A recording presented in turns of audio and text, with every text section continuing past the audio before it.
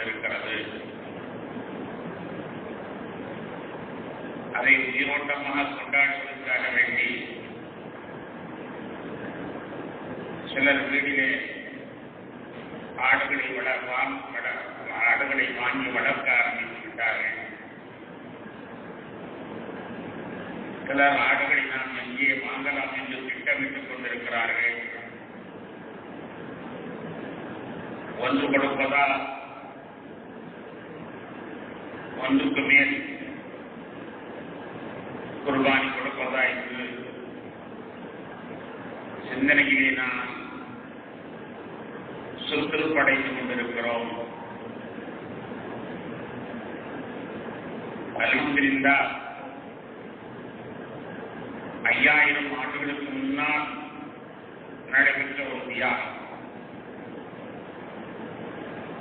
அந்த தியாகத்தை 1400 ஆண்டுகளாக நாம் கொண்டாடிக் கொண்டிருக்கிறோம்.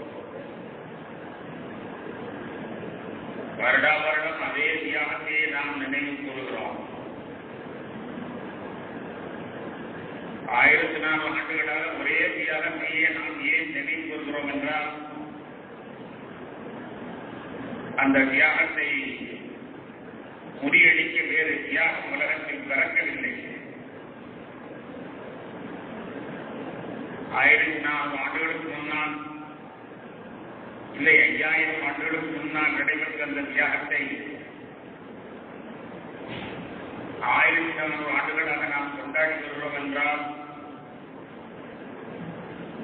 அதை முறியடிக்க வேறு தியாகம் பிறக்கவில்லை.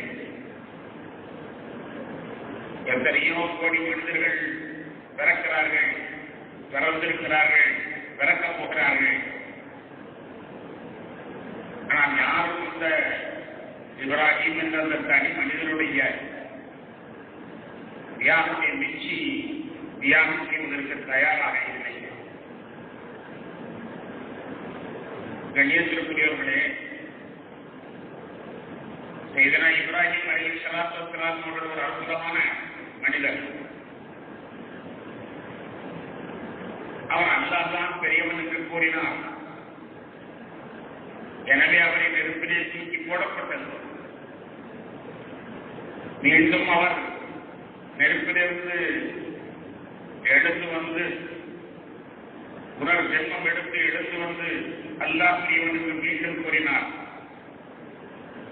அந்த நாட்டை விட்டே துரத்தி அடிக்கப்பட்டார். அடுத்தவர்கள் தான் அல்லாஹ் பெரியவன் என்று கூறினால் அடுத்தவர்கள் தான் அவர்களுக்கு கொடுக்கப்பட்ட இந்த தொல்லைகளை அவர் வெற்றி கொண்டு விட்டார். ஆனால் அதற்கு பிறகு அவர்களை படைத்த அல்லாஹ்வே அவர்களை சோதிக்க ஆரம்பித்து விட்டார். சென்ற வாரம் கூட நான் கூறினேன், அல்லாஹுக்கு நம்மிடம் ஒரே ஒரு தேவை இருக்கிறது. அல்லாஹ் தேவையில் அர்த்தவன். ஆனால் அவனுக்கு நம்மிடத்திலே ஒரே ஒரு தேவை இருக்கிறது. என்ன தேவை தெரியுமா? நாம் அவனை எதிர்க்க வேண்டும். அவன் எதிர்பார்க்கிறான், விரும்புகிறான் என்று நான் கூறினேன். அந்த மலையிலே இப்ராஹிம் அலைஹிஸ்ஸலாத்து வஸ்ஸலாம் அவர்கள் அல்லாஹ்வை நேசிக்கிறார்கள். நேசித்ததற்காக மக்கள் எல்லாம் தொல்லை கொடுத்தார்கள், தாக்கிக் கொண்டார்கள். ஆனால் அவர்களை படைத்த அல்லாஹ்வே அவர்களை சோதிக்க ஆரம்பித்தான். அதனால் அவருடைய துக்கம் வீரிட்டுக் கொண்டு விட்டுவிட்டது. இருந்தாலும் அவர்கள் தோல்வி அடையவில்லை. அத்தனையிலும் அவர்கள் வெற்றி பெற்றார்கள். முதலிலே அவர்களிடத்தில் சொன்னான், நீ அல்லாஹ் பெரியவன் என்று சொல்வதாகவே எனக்காக சொத்தை எல்லாம் கிடப்பாயா? தயார், என் சொத்தை புறம் இழக்க தயார் என்று அவர்கள் நிரூபித்தார்கள். ஒரு நாள் காட்டிலே ஆடுகள் வைத்துக் கொண்டிருக்கிறார்கள். அவருக்கு சொந்தமான ஆடு, ஆயிரக்கணக்கான ஆடுகள் காட்டிலே மேய்த்துக் கொண்டிருக்கிறார்கள். எங்கிருந்தோ ஒரு சப்தம், சுபோகன் குத்தூசன் ரப்புனா ரப்புல் மலாயிக்கு வர்றோம். அதிசயமான சப்தம், தன்னுடைய அல்லாஹ்வுடைய வரப்பொருளை நினைவாட்டக்கூடிய சப்தம். எங்கிருந்து வந்தது என்று அவன் லைத்தார். லைத்தவர் அந்த திசை நோக்கி சென்றார். யார் சொன்னவர் என்று பார்த்து அவரிடத்திலே இன்னொரு தடவை அதே வார்த்தை இன்னொரு தடவை சொல்லுங்கள் என்று கேட்டார். அவர் சொன்னார், இன்னொரு தடவை நான் சொல்லுவேன், ஆனால் உங்களுடைய சொத்துக்களின் பகுதியை தருவதற்கு தயாரா என்று கேட்கிறார். பேரொன்று செய்கிறார். கொஞ்சம் கூட யோசிக்கவில்லை. ஒரே ஒரு சப்தம், அந்த அல்லாஹ்வுடைய திருநாமத்தை பிறரால் நாம் கேட்க வேண்டும், செவியிட வேண்டும் என்ற ஒரே ஆசையிலே எங்கு பார்த்தாலும் அல்லாஹ்வை சொல்ல ஆடில்லை. நான் தனி மனிதனாக சொல்லிக் கொண்டிருக்கிறேன். மக்களை எல்லாம் கூப்பிட்டு பார்த்தேன், எனக்கு இசை எவருமே வரவில்லை. அந்த அல்லாஹ்வுடைய சத்தத்தை ஒலிப்பதற்கு எங்கும் யாரும் தயாராக இல்லை. அப்படி இருக்கக்கூடிய நேரத்தில் எப்படியோ சப்தமா சொத்தை எல்லாம் தருகிறேன், பாதி சொத்தை தருவேன். இன்னொரு முறை பொறியீங்கள் என்பதாக கூறினார். மேலும் அதே சுமூகம் குந்தூகம் ரப்புனாரக்குள் மலாய்கட்டி ஒருவரும் முடியப்பட்டது. பாதி சொத்து கைமாறியது. இருந்தாலும் அவருடைய வேட்கை குறையவில்லை. அல்லாஹ் பாரிவனத்திலே அல்லாவை நினைக்க ஆளுக்காத நேரத்திலே இந்த சப்தம் கேட்க கொடுத்து வைத்தது என்னுடைய பாக்கியமே. இன்னொரு தடவை சொல்வீரா என்றவுடன் அவர் சொன்னார், இருக்கும் சொத்தை தருவீரா? தருகிறேன் என்று சொல்லி அத்தனை சொத்தையும் கடந்தார்கள். சுபோகம் குற்றூர்கள் ரப்புனாரக்குள் மலாய்கட்டி வரும். அல்லாஹ் பாடினான், அல்லாவை நேசிக்கிறேன் என்றால் என்ன? அவருக்காக சொத்தையெல்லாம் இழக்க தயார் என்று அவர் தெரிவித்தார்கள். அதன் பிறகு அல்லாஹ் சோதனையை நிறுத்தவில்லை. சரி, இதில் நீ தேர்விட்டீர், அடுத்து உன்னுடைய குடும்பத்தை தண்ணீர் இல்லாத நாட்டில் விட்டு வர தயாரா? அல்லாஹ் பெரியவன் என்று நீர் பிரியப்படுவீரியானால், அல்லாதான் பெரியவன் என்று பிரியப்படுவீரியானால் உன்னுடைய பெரிய மகனையும் மனைவியும் கொண்டு போய் தண்ணீர் இல்லாத நாட்டில் எதுவும் பேசாமல் விட்டு வர தயாரா என்று கேட்டார். கொஞ்சம் கூட தயங்கவில்லை, அப்படியே செய்தார். யார்? நீதான் எனக்கு பெரியவன், என் மனைவி பெரிதல்ல, என் பிள்ளை பெரிதல்ல, என் சொத்துக்கு பெரிதல்ல, நீதான் பெரியவன் என்று நிரூபித்தார்கள். மீண்டும் அல்லாஹ்வுடைய சோதனை வீட்டை குறையவில்லை. மீண்டும் சொன்னான், விட்டு வந்த பிள்ளையை கொண்டு வந்து என் கண் முன்னால் அறுக்க தயாராகிறான். தயார் சொன்னார்கள். ஒன்றும் பேசாமல் சென்றார்கள். பிள்ளையை பிடித்து இழுத்து வந்து வினாவில் அளித்து அறுப்பதற்கு தயாராகிறார்கள். சொத்தை இழக்க தயார், குடும்பத்தை இழக்க தயார், பிள்ளையும் நான் இழக்க தயார் என்று அவர்கள் செய்த அந்த தியாகம் தான் நம்மை நெஞ்சை விட்டு அல்ல மறுக்கிறது. அதை நாம் உயிரோட்டமாக நினைத்து பார்க்க வேண்டும் என்பதற்காக வேண்டிய குர்பானியிலே நம்முடைய ஆடுகளை வைத்து நாம் அதை நினைவு கூறுகிறோம். கணேசற்குரியவர்களே, சாதாரணமான ஆடு என்று நினைக்காதீர்கள். சாதாரணமாக அறுத்து நாம் பங்கிட்டு சாப்பிடுகிறோம் என்று நினைக்காதீர்கள். இது பிரியாணி அல்ல. நாம் அறுத்து ஆக்குவது பிரியாணி அல்ல.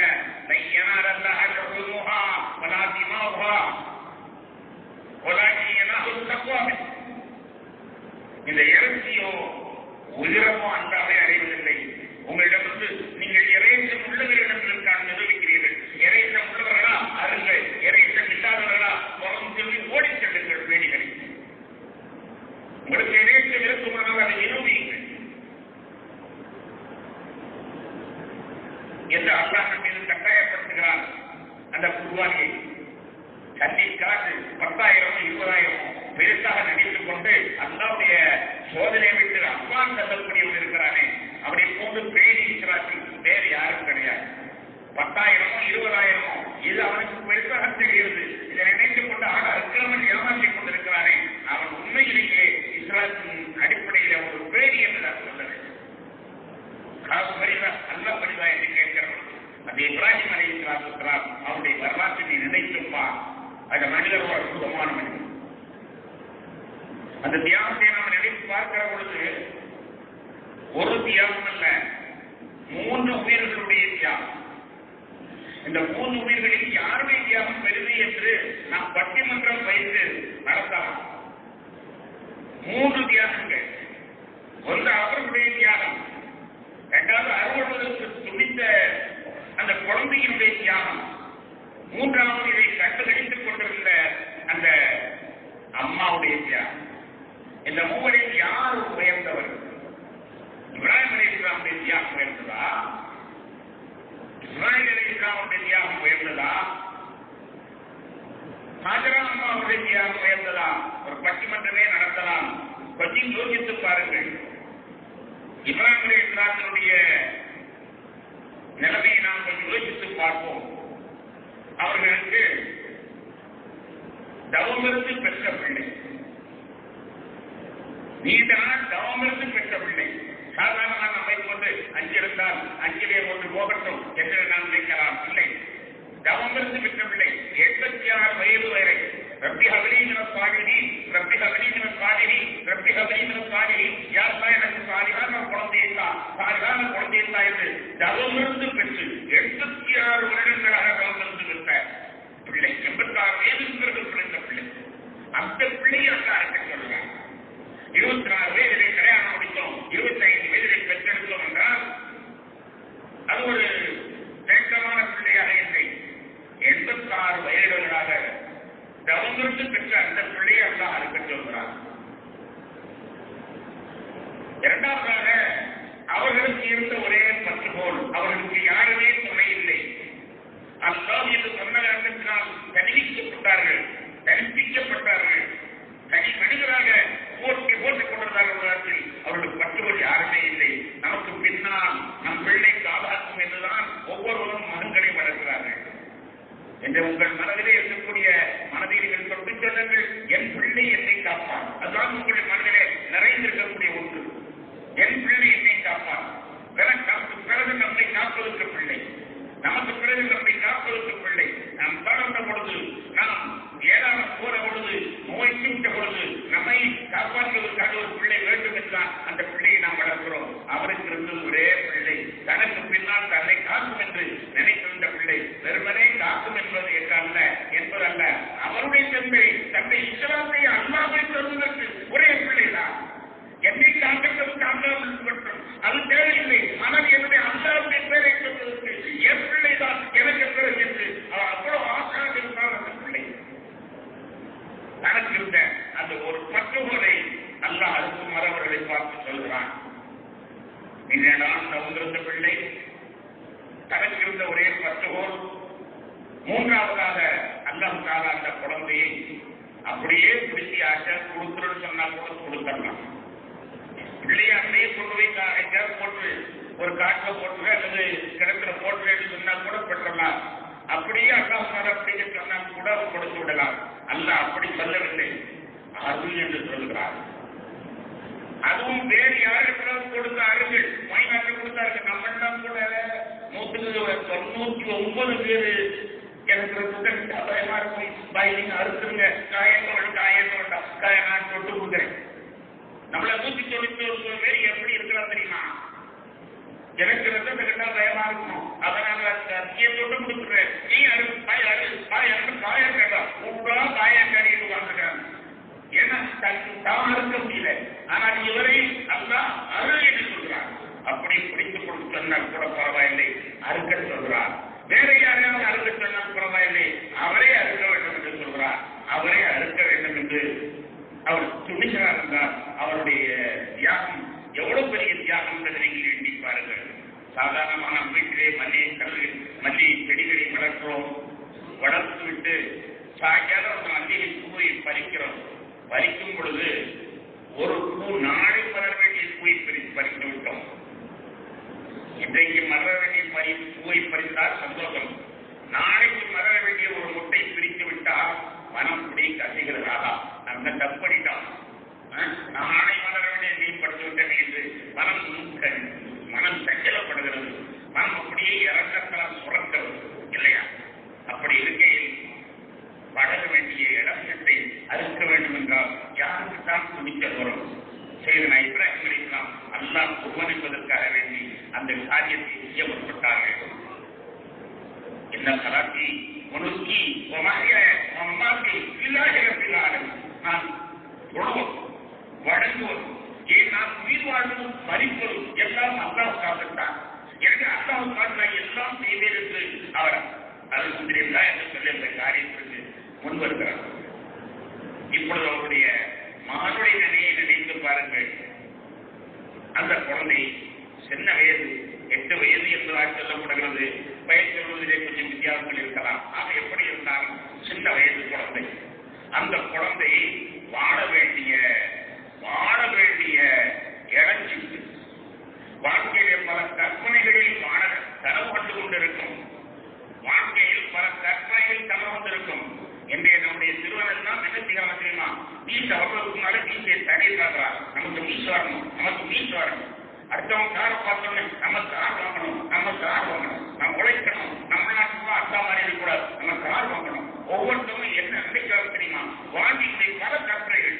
நம்முடைய பிள்ளைகளை கூப்பிட்டு பார்த்தால் நாங்கள் தான் ஒரு போட்டி வைக்கிறது பழக்கம். நம்முடைய வீரப்பணம் வண்டியில 5 வயசு பிள்ளைகளை நான் சொல்லிட்டு என்னதான் ஆக போகிறாய்? அது சொல்கிறது டாக்டரா ஆக முடியாது, ஒன்று சொல்கிறது இன்ஜினியர். இப்பவே அதற்கு கூட ஆசை இருந்தால் அந்த பிள்ளைக்கு கூட ஆசை இருக்காரா? பிறந்தவருக்கு நாம் எப்படி ஆக வேண்டும் என்ற ஒரு ஆசை இருக்கிறதா? நம் பிள்ளைகளுக்கு ஆசை இருக்கிறதா? நம்ம பிள்ளைங்க ரத்தம் பார்த்து அது என்ன ஜகதியிலேயே பிறந்தது? நம் பிள்ளை ஆசைப்படுகிறது டாக்டராக. 5 வயசு பிள்ளைங்க டாக்டராக வேண்டும், இன்ஜினியராக வேண்டும், போலீஸாக வேண்டும், ரைட் ஓட்ட வேண்டும். ஆஹா, என்ன கற்பனையில் நம்முடைய பிள்ளைகள் வளர்ந்து அதை போன்ற ஒரு கற்பனையில் வளரக்கூடிய அந்த பிள்ளை என்ன சொன்னார் தெரியுமா? இன்னி அராபில் மனாமி அன்னி அருவாக்க. மகனே, உன்னை நான் அறுப்பதை போட்டு கனவு கண்டேன் என்றுதான் சொல்கிறார். உன்னை அறுப்பதை போட்டு கனவு கண்டேன் என்றுதான் சொல்கிறார். இது இறைவனுடைய உத்தரவு என்று சொல்லவில்லை. தான் என்ன முடிவெடுத்தோம் என்பதையும் சொல்லவில்லை. வார்த்தையை பேக் பண்ணி முழுமையாக அல்லா பதிவு செய்திருக்கிறான். யார் உடைய எல்லாருமே பிள்ளைகள் நெப்பிரிய மனதில்லை, ஆனால் அல்லாவுக்கு அனுப்பினேன். யார் உடைய என் அருமை பிள்ளை அழைக்கும் பொழுதே அருமை பிள்ளை என்று அழைக்கிறார். என்னை அராபில் மனாமி அண்ணா என்பவங்க உன்னை அறுப்பதால் கனவு கண்டேன்.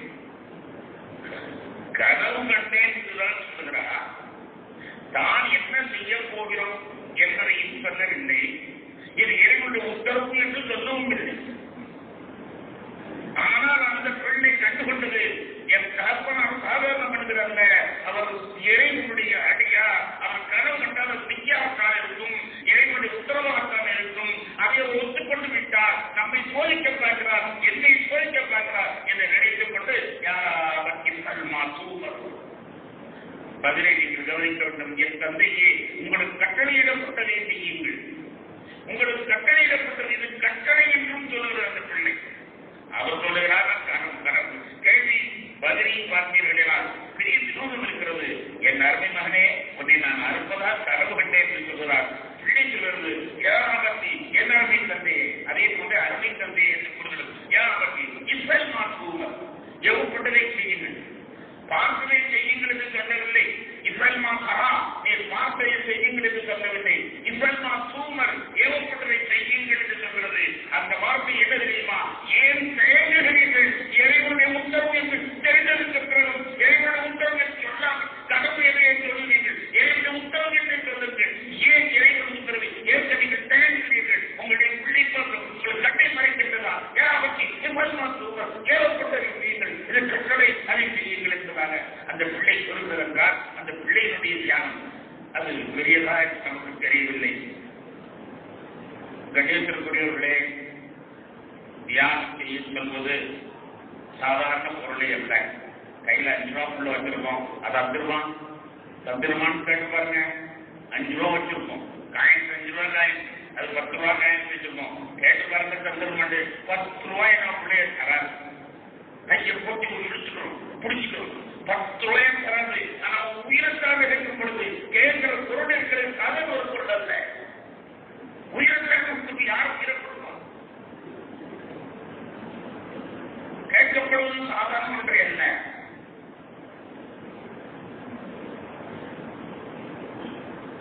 அதுவும் அந்த உயிரையும் சூஷா என்று சொல்லி ஒரு மந்திரம் போட்டு உயிரை பறித்துக் கொண்டால் ஈஸியாக பறித்துக் கொள்ளலாம். கண்மூடி கொள்ளுகளை பறித்துக் கொள்ளுங்கள் என்று சொல்லிவிடலாம். சூஷா என்ற ஏதோ ஒரு மந்திரத்தை சொல்லி பறித்தாலும் பரவாயில்லை, அறுக்க வேண்டும், அறுபட வேண்டும். அறுபடும் நிலை எல்லோருக்கும் தெரியும். ஆடு அறுப்பதற்கு முன்னாலேயே மிரட ஆரம்பித்துவிடும். நம்முடைய ஆடு அறுப்பதற்கு முதனாலேயே மிரடுதோன்னு சொல்லுவாங்க. மொயினாறு கட்டி அந்த ஆட்டினுடைய கண்ட ஆடிச்சு, அதான் மிரடு. நாளைக்கு அறுக்க போகக்கூடிய ஆடு ஆவரையும் படைக்கவில்லை, ஐயரையும் படைத்த ஒரு ஆடு நாளைக்கு அறுக்க போவது நினைச்சாலே இன்னைக்கு மிரடுது, இன்னைக்கு ஓடி போயிடுவோமான்னு பார்க்குது. அப்படி இருக்கிற ஒரு ஜீவன் வந்து இன்னைக்கு அறுக்கிறதுக்கு முழுமையான எப்படி தயாராகும்?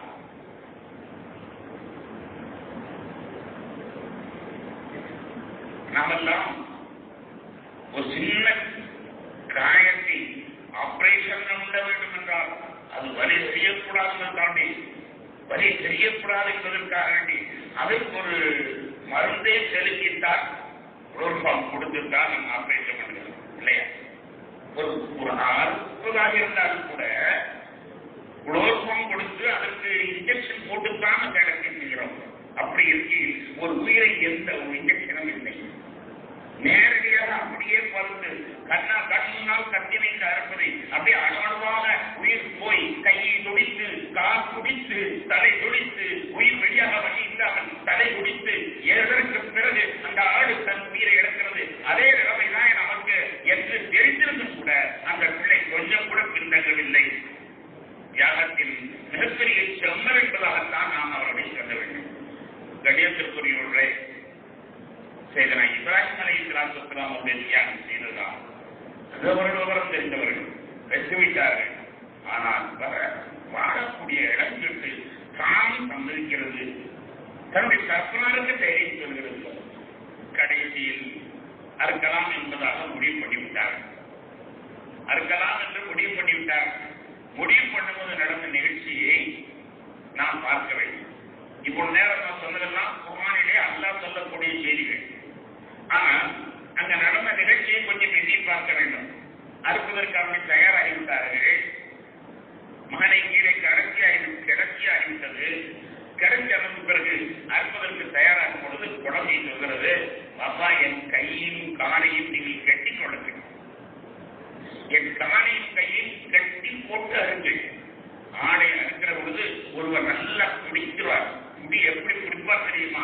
அவருடைய குடியில்தான் ஆடு குடிக்காம இருக்கும். அப்படி குடிக்காமன்னா முதலா அறுக்கிறோம். அவர் அப்படி குடிப்பார். அதே மாதிரி என் கையையும் காலையும் கட்டி போட்டு அருங்கள் என்று சொல்வது. ஏமாப்பா கட்டி போட்டு அறுக்கிறீங்க? இல்ல, அல்லாஹ்வுடைய உத்தரவை நாம் செயல்படுத்துகிற பொழுது மறுக்கக்கூடாது, நாம் மறுக்கக்கூடாது. அல்லாஹ்வுடைய உத்தரவை நான் மன சந்தோஷத்தோடு ஏற்றுக்கொள்ள வேண்டும், மன சந்தோஷத்தோடு ஏற்றுக்கொள்ள வேண்டும். தெரியாம வழிகாக நாம் குடிச்சுட்டேன்னு சொன்னா அல்லாஹ்வுடைய சந்தோஷம், அல்லாஹ்வுடைய தியாகத்தை நான் மருத்துவம் ஆகிடுவேன். அதனால கையெல்லாம் கட்டி போட்டுருங்க. கட்டி போட்டுட்டா நான் துடிக்க மாட்டேன். அப்பொழுது அல்லாஹ்வுடைய உத்தரவை நான் நிம்மதியாக செயல்படுவேன். எனவே கையை கட்டி போடுங்கள் என்று சொல்வது. சரியப்பா, கையை கட்டி போடுவேன் என்று பிள்ளைக்கு கையையும் காலையும் கட்டி போட்டு விட்டு அறுத்து சொல்கிறார். அறுக்க போன இடத்துல பாப்பா கொஞ்சம் இல்லை, என்ன கையை காலையும் அவுத்து விடுங்கள். ஏமா? ஏன் இந்த கட்டி போட்டு கட்டி போட வேண்டும்? இல்லை, கட்டி போட்டுதான் கட்டி போட வேண்டுமா? இல்லை, நான் தாங்கிக்கிறேன், நான் குடிக்க மாட்டேன், நான் ஒண்ணுமே செய்ய மாட்டேன், நான் கட்டி போடுறேன், முழுமையாக கட்டி போடுறேன், குடிக்க மாட்டேன், அசைக்க மாட்டேன், காலையை அசைக்க மாட்டேன், கையை அசைக்க மாட்டேன், கட்டி போட வேண்டாம், கட்டி போடாமலே நான் தாங்கி கொள்கிறேன் என்று குழந்தை. அப்பனால் பிள்ளைகளுடைய முகத்தை பார்க்கிறார். புள்ளிக்கு பிறகு உடைய அம்மா என்று சொல்வார்கள். நாம் நமக்கு தியானம் செய்கின்றோம், நம்முடைய பிள்ளைகள் இவ்வளவு அல்லவுடைய தியானத்தில் ஆசையாக இருக்கிறது என்று சந்தோஷப்படுகிறார்கள். சரி என்று கையை அவிழ்த்து விட்டு எந்த கட்டும் இல்லாமல் இருக்கிறார்கள். நம்முடைய ஆட்டை கூட நாம் ஒவ்வொரு துடித்துக் கொள்கிறார்கள். கம்பித்துக் கொண்டு அறுக்கிறோம். ஆனால் ஒன்றும் கட்டுவிடாமல் அறுப்பதற்கு தயாராகிறார்கள். ஆனால் கத்தி அறுக்க மறுக்கிறது. பாப்பா நில்லுங்கள், என்ன உங்களுக்கு என் முகத்தை பார்த்தவுடனே பாசம் உங்களை விட்டு அகலவில்லை. அல்லாத ஒருத்தரை செயல்படுத்துகிற நீங்கள் பின்தங்குகிறீர்கள். என் மாசம் பார்க்கணும் மாசம் அந்த மாசத்தினால நீங்க அறுக்க மறுக்கிறீர்கள். அதனால என்னை குப்புறப்பட்டாருங்க. அப்பதான் உங்க முகம் என்னை பார்த்தார். என் முகத்தைகள் பார்த்தால் நீங்கள் இறக்கப்பட்டு விடுவீர்கள். அதனால்தான் நீங்க இறக்கப்படுறீங்க. அதனால அறுக்க மறுக்கிறீர்கள். கட்சி அறுக்க மறுக்கிறது. ஆனால் அவர் அதை நினைக்கவில்லை. என் வாப்பா சரியா அறுக்கவில்லை. ஏனென்றால் முகம் பார்ப்பது வாசத்தை தருகிறது. எனவே முகத்தை மறைக்கப்படும். சரி என்று குப்புறப்பட்டா இருக்கிறார். குப்புறப்பட்ட அறுக்கப்படும். அப்பவும் கட்சி அறுக்க மறுக்கிற நேரத்தில் சொல்லுவார்கள், பாப்பா என்னுடைய துணிமணிகளை கழட்டி கொள்ளும். என்னை அம்பளமாக வைத்தார்கள். துணிமணிகளை கழட்டியிருக்கேன். துணிமணிகளை கழட்டி விடுகிறேன். அடுத்து உத்தரவுப்படுகிறார்கள். ஏமா துணிமணி இருந்தாங்க? இல்ல, இரத்த கரை படிந்த இந்த துணியை என் தாய் பார்த்தாள். அவள் துடித்து போயிடுவாள். அதனால துணிமணிகளை கழட்டி விட்டு அவளுக்கு அந்த இரத்தக்கரை தெரியாமல் ஆகுவதற்காக அடங்கிழந்ததாக போடுவார். துணிமணியை கழட்டி விட்டு கண்ணியத்திற்குரியவர்களே, அப்பொழுது துணிமணியை கழட்டி விட்டு அறுக்கிறார்கள். அறுபடவில்லை. தகப்பனார் முகத்தை மகன் பார்க்கிறார்கள். மகன் முகத்தை தகப்பன் பார்க்கிறார்கள். இந்த காட்சியை அல்லாஹ் பார்க்கிறார். அல்லாஹ் அங்கிருந்து உத்தரவிடுகிறார்,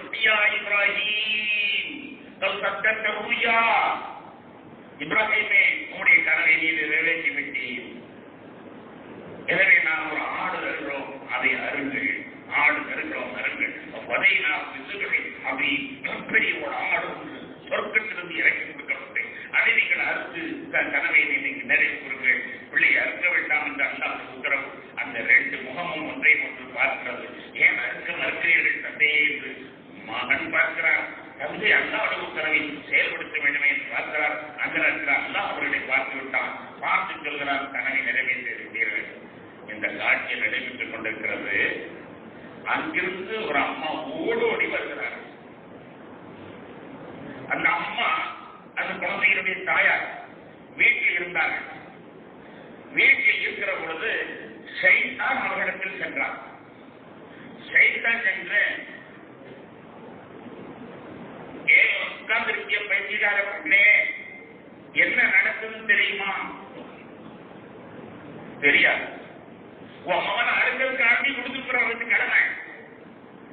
உன் மகனை அறுப்பதற்காண்டி இந்த கடமை கூட்டு போற.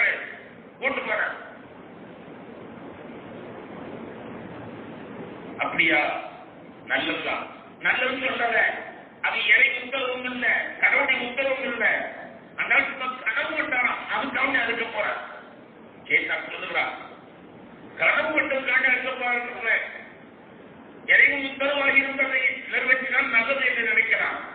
கனவு கண்டதுக்காக அறுக்க போற. நீ ஏன் உட்கார்ந்திருக்கிற, போய் கடு என்பதாக சைத்தான் அவரிடத்திற்கு தகவலை கொடுக்கிறான். உடனே சொன்னார்கள், என் கணவனால் எதை செய்தாலும் அது நியாயமாகத்தான் இருக்கும். என் தகவனாருக்கு இறைவன் சொல்லிவிட்டால் என்னிடத்தில் கூட சொல்ல மாட்டார். உடனே அவர் செயல்படுத்தி விடுவார். எப்படித்தான் என்னை காட்டில் விடும் பொழுது ஒரு வார்த்தை கூட என்னை பேசாமல் விட்டு வந்தார். அதை போது இங்கே ஒரு வார்த்தையை கூட கூறாமல் அழைத்து செல்வார் என்றால் அல்லாவுடைய உத்தரவு. அல்லாவுடைய உத்தரவு அவர் செயல்படுவார். அல்லாவுடைய உத்தரவை அவர் செயல்படுத்தி துணிந்து விட்டால் யாராலும் தடுத்து நிறுத்த முடியாது. போர்த்தைத்தான் என்று சொல்லு கண்ணை எடுத்து அவருடைய முகத்தில் ஏற்றிவிட்டு வேகமாக ஓடுகிறார். எங்கே ஓடுகிறார் தெரியுமா? அருகலத்தை நோக்கி ஓடுகிறார். அருகலத்தை நோக்கி ஓடுகிறார்கள். ஓடி போய் பார்க்கலாம், தந்தை மகன் வானத்தை பார்த்துக் கொண்டிருக்கிறார்கள். ஒரு ஆடவு இருக்கிறது. பாவிகளே என்னிடம் சொல்லாமல் செய்திருக்கீங்க. நீங்கள் 2 பேர் மட்டும் அங்க நல்ல பேரும் பெற்றுட்டீங்க. என்னிட சொல்லி நானும் சம்மதித்திருந்தால் நான் ஒரு தியாகியாக ஆகியிருப்பேனே. எனக்கு அந்த வாய்ப்பை கொடுக்காமல் தெரிவித்தீர்களே என்று கேட்கிறார். ஏன் அறுக்கிறேன் என்று கேட்கவில்லை, கொஞ்சம் பெருமிக்க வேண்டும். என் அறுக்கிற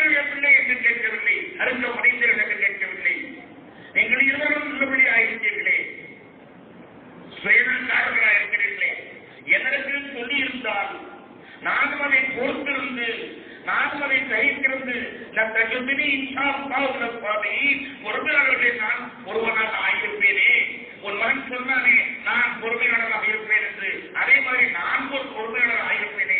என்னிடத்தில் சொல்லி இருந்தால் நான் சம்பளித்திருந்தால் என்னைக்கும் அல்ல எனக்கு மிகப்பெரிய அருளை தருவானே, பொறுமையாளராக ஆகியிருப்பேனே. அதற்கு வாய்ப்பில்லாமல் எல்லாவற்றையும் முடித்து விட்டு இருக்கிறீர்களே என்று செய்தனா ராஜாராம் அவர்கள் கூறுகிறார். கண்ணியத்திற்குரியவர்களே, ஒரு குடும்பமே தியாகம் செய்திருக்கிறது. ஒரு குடும்பமே தியாகம் செய்திருக்கிறது. நாம் என்னவோ 20,000 ஆட்டை வாங்கிட்டு அதுக்கு படுற பாடு 20,000 ஆடு. அந்த 20 ரூபாய்க்கு அந்த கடன்ல கொடுத்திருந்தா கூட நல்லா இருந்திருக்கும். அந்த 20 ரூபாய் அந்த செலவு கொடுத்திருந்தா கூட நல்லா இருந்திருக்கும்.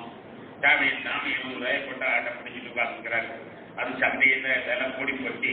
எந்த நேரத்தில் இப்படிலாம் வாங்கணுமா, வேற ஒரு நாள்ல விலை குறைஞ்ச நாள்ல நம்ம வாங்கி கொடுத்துட்டா போதும். ஏன் நம்ம பண்றீங்க? எந்த பேச்சில் தான் நடைபெறுகிறது என்பதை நீங்கள் ஒரு பக்கத்தில் சிந்தித்து பார்த்தால் உண்மையிலேயே நம்முடைய தப்பா எங்கே இருக்கிறது? கண்ணியத்திற்குரியவர்களே, நன்கு நிலை வைத்துக் கொள்ளுங்கள். இந்த 20,000 ரூபாயிலே நாம் ஒன்றும் பிச்சைக்காரர்களாக ஆக மாட்டோம். நம்முடைய 20,000 ரூபாயிலே நாம் ஒன்றும் பிச்சைக்காரர்களாக மாட்டோம். அவன் அறுத்தான் நான் இருக்க வேண்டுமா, நான் அறுத்தான் அவன் இருக்க வேண்டுமா என்பதாக கேட்களை கேட்டுக் கொண்டிருக்காதீர்கள். அன்று நீங்கள் அறுத்து விட்டால் அதனால் கிடைக்கக்கூடிய ஒரு பெரிய வாக்கியம் வா என்ற பட்டியலிலே நாம் இணைக்கப்படுகிறோம்.